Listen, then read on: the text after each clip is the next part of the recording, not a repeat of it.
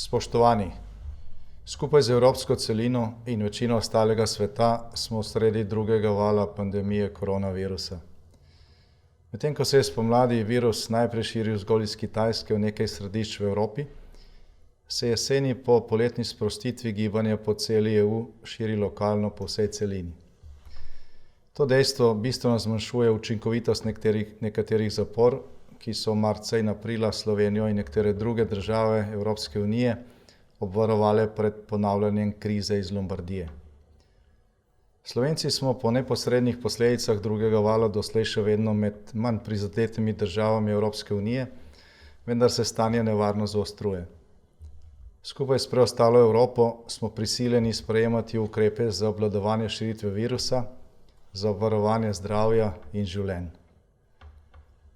Po temeljiti razpravi o nevarnostih drugega vala epidemije smo konec prejšnjega tedna na Evropskem svetu dosegli popolno soglasje o hierarhiji vrednot, ki jih v spopadu z virusom uporabljamo v Evropski uniji. Najprej so življenja, potem je zdravje in nato je ekonomija oziroma gospodarstvo, še posebej življenjsko pomembne dejavnosti. Vse ostalo, od zabave do številnih drugih aktivnosti, pa tudi nekaterih svoboščin, bo moralo nekaj časa počakati. Bolj bomo sposobni z ukrepi in obnašanjem upoštevati to lestvico vrednot, prej se bomo lahko vsaj večinoma vrnili k normalnemu življenju. Ukrepi, ki so pripravljeni in bodo po potrebi aktivirani v naslednjih dneh, so sorazmerni. Vse institucije v državi delujejo in bodo delovale tudi v morebitnih bolj zaostrenih razmerah. Smo v dnevnih stikih z vladami drugih držav Evropske unije, se posvetujemo, preučujemo različne ukrepe, ki jih sprejemajo in spremljamo njihove učinke. Evropska unija je dogovorila tudi priporočila glede prehajanja meja v času epidemije in možnem stopnjevanju ukrepov pri zaostrovanju režimov na notranjih mejah. Slovenija že nekaj časa sledi tem priporočilom, ki preprečujejo ponavljanja blokad in zapor iz časov kaosa v marcu tega leta. Predstavljene so tudi evropske prioritete pri cepljenju prebivalstva potem, ko bo cepivo na voljo. Nekatera testiranja dajo obetavne rezultate in verjamemo, da bo najkasneje spomladi učinkovito cepivo na voljo za vse. V Sloveniji bo cepljenje brezplačno. Najprej bo na vrsti zdravstveno osebje, nato najbolj ranljive skupine, zaposleni v kritični infrastrukturi in dejavnostih, zaposleni na delovnih mestih, kjer ni mogoče vzdrževati zadostne medsebojne razdalje, in nato v čim krajšem možnem času vsi ostali. A do cepiva je pred nami še zahtevno hladno obdobje pandemije, ki terja od vseh nas učinkovito ukrepanje, predvsem pa visoko stopnjo odgovornosti in solidarnosti. Smo v zahtevnih časih, ki nas silijo celo v tisto najtežje, torej v spremembo naših navad in delno celo v spremembo našega načina življenja. Za nekaj časa. A če trezno premislimo, ovire še zdaleč niso nepremostljive, še več. Z relativno malimi prilagoditvami obnašanja velike večine nas za krajši čas lahko skupnimi močmi presežemo tudi te izzive. Že z naložitvijo in uporabo aplikacije Ostani zdrav, še posebej, če smo COVID pozitivni, lahko veliko naredimo. Z vsemi močmi pa moramo podpreti naše zdravstvene delavce, zdravnike in medicinske sestre, negovalno osebje v domovih za starejše in drugih zavodih, zaposlene v kritični infrastrukturi in vseh tistih dejavnostih, ki se tudi v času pandemije ne morejo zaustaviti, ker je od njih odvisno zdravje in preživetje. Od pomladi smo se na podlagi izkušenj v zdravstvu organizacijsko bistveno okrepili, kadrovske kapacitete pa so žal še vedno omejene, ker se jih v kratkem času ne da podvojiti.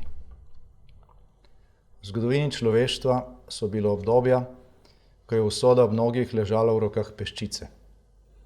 Pandemija pa je ves demokratični svet, ki temelji na svobodi in tudi na Slovence, postavila pred večji dvojni izziv.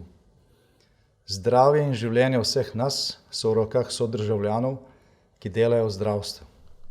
Hkrati pa vsi vemo, da bodo svoje poslanstvo lahko zmogli le, če jim bomo vsi pomagali z odgovornim obnašanjem, tako da hitrost širitve virusa ne bo presegla zmogljivosti našega zdravstva. Vsi smo utrujeni od dolgih mesecev spopada z virusom. A prikličimo si pred oči naše sodržavljane, ki so resno zboleli, in njihovo trpljenje. Predstavljajmo si zdravnike in medicinske sestre v dolgih dnevih in nočeh, izpostavljene nevarnosti okužb, v zaščitnih maskah in skafandrih. In vse to, čemur se moramo vsi drugi odpovedati, se nam bo prikazalo v drugačni luči.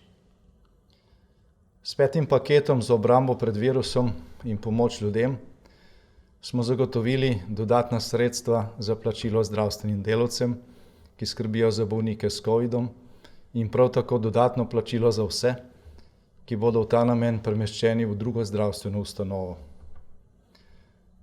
V prejšnjih 4 paketih smo bistveno ublažili finančne in socialne posledice dosedanjega vala epidemije. Nihče ni ostal pozabljen. Kmalu bo pripravljen tudi 6. paket, s katerim bomo sproti odpravljali posledice hladnega vala pandemije. Zaradi učinkovitih ukrepov je Slovenija ena redkih držav, ki si je v času koronavirusa popravila bonitetno oceno in s tem izboljšala svoj položaj na finančnih trgih. V proračunskem okviru Evropske unije in v skladu za okrevanje in odpornost smo si zagotovili znatna sredstva za hitro okrevanje in rast v naslednjih letih. Še nikoli prej v primerljivem obdobju Slovenija ni imela na razpolago takšnih investicijskih priložnosti, kot jih ima v naslednjih 3 letih. Če bomo ohranili politično stabilnost ter odpravili birokratsko navlako, lahko v rekordnem času zagotovimo občutno povečanje blaginje. Večje plače in pokojnine, trajnostni razvoj, lahko podpremo inovacije, zgradimo nove bolnišnice in domove za starejše, manjkajočo infrastrukturo, okrepimo naš pokojninski sistem, bolje nagradimo dobro delo in gospodarjenje, ustvarimo nova, dobro plačana delovna mesta ter posodobimo in poenostavimo upravljanje na vseh nivojih.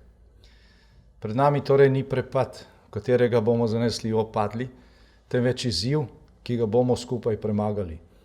In spet bo prišel čas sonca in svobode, ko bodo virus in zaščitne maske le še oddaljen spomin.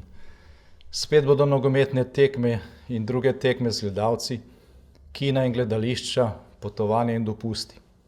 Vse, čemur se moramo začasno odreči, bo še vedno tu. Življenje ter nova izkušnja skupnega uspeha bodo nadoknadili izgubljeno.